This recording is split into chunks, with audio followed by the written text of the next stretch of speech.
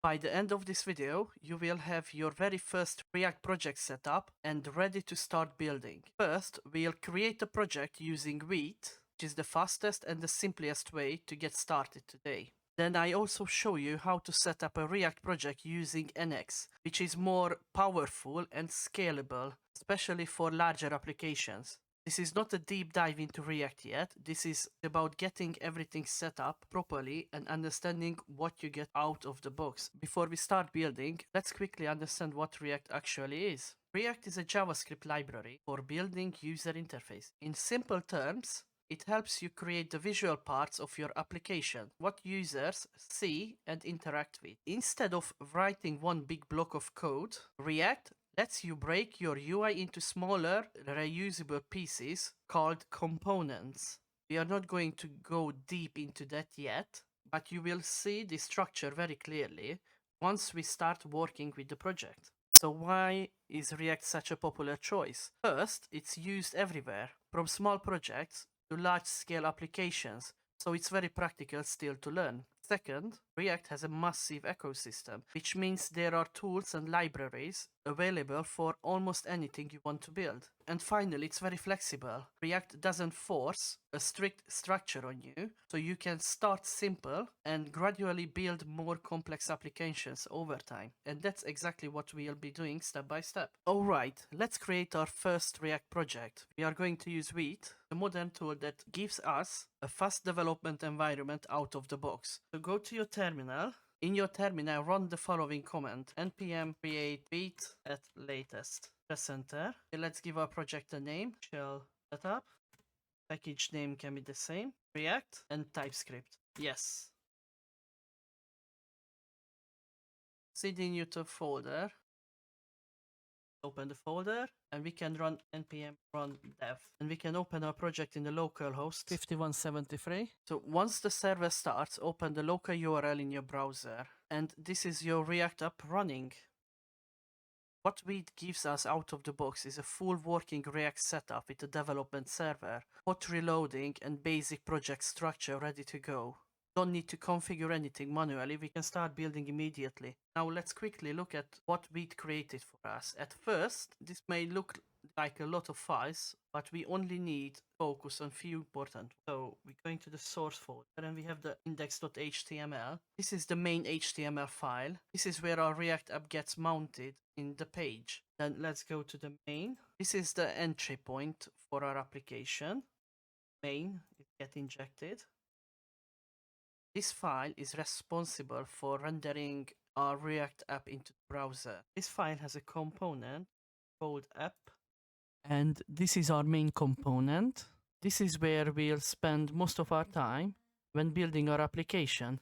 Now, let's take a look at another way to create a React project using Nx. Nx is a more structured setup, and it's commonly used for larger or more scalable applications.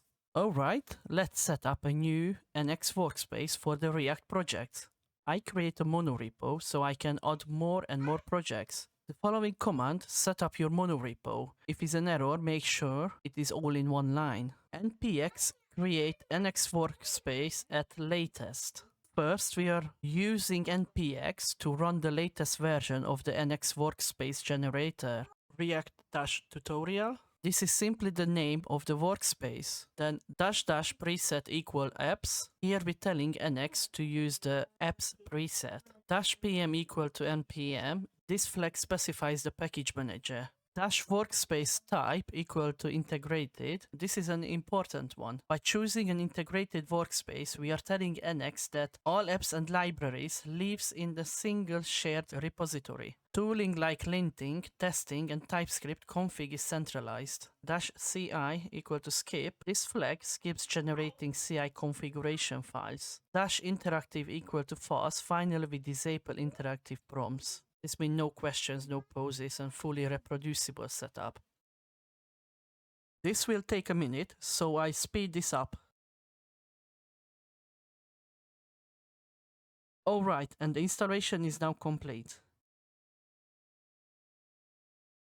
Let's install the needed Nx plugins plus TypeScript. npm i-d at nx/js provides core JavaScript and TypeScript support for NX. nx/react adds first class React support to the NX workspace. And nx/Vite. Vite is our build tool and dev server. It's fast, modern, and well suited for React projects. And finally, TypeScript. Okay, this is done. Next, let's generate the React app. npx nx.js nx/react app. This tells NX generate a React application using the NX React plugin. This ensures the app is created in a way that NX can build, test, cache, and optimize later.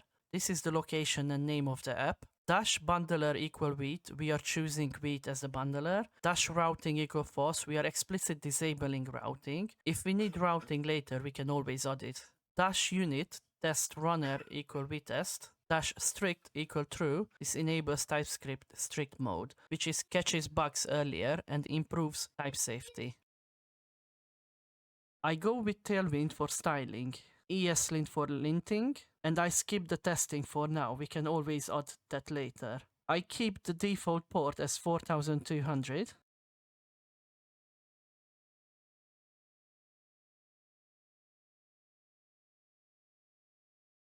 And that's it. This is all done. Let's have a look at our project. This is the project.json file. This is where NX keeps the configuration for this specific project. To run this project, we can use npx nx serve, and we have to type in the project name. In our case is initial-setup.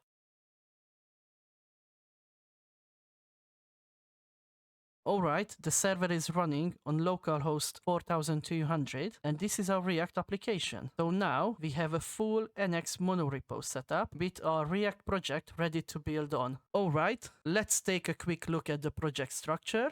We have a public folder which contains static assets like our icon. At the root, we have our index.html file. This is where our React app gets mounted. Then we have main.tsx, which is the entry point of our application. This is where we render our app. And here is our app component, which is currently rendering a default NX welcome component. This is our NX welcome component.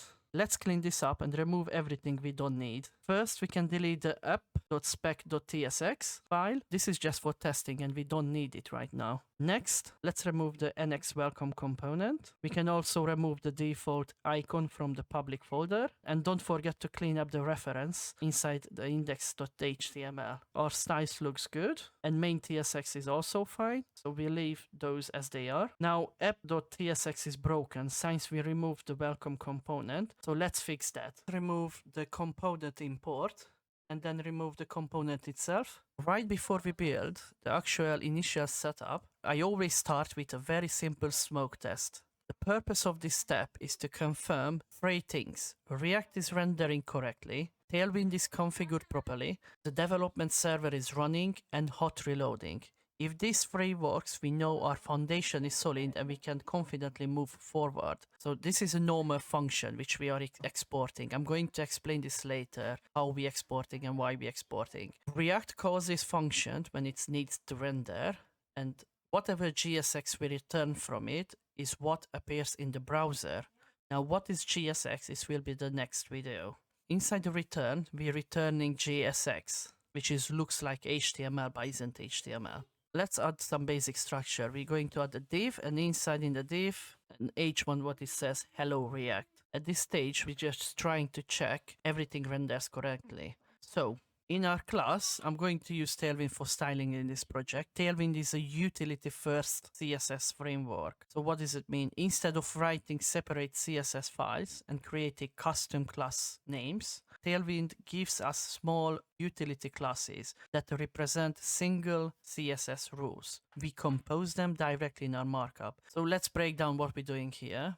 So in the first div, I'm going to make a container, at least the height of the viewport. Let's turn the div into a flex container, align items vertically and align items horizontally, and applies a very dark gray background. Let's styling our heading, which is very simple. Text for Excel, a large font size. Let's make our text bold, increase the font weight. Let's give a text white for the contrast against the dark background. And just like that, we have another React project ready, this time using NX. For now, you can think of NX as a more scalable option. We come back to this setup later when we start building larger projects. And that's it for this setup. In the next one, we will take a deeper look at JSX and how it works in React. See you there. Bye!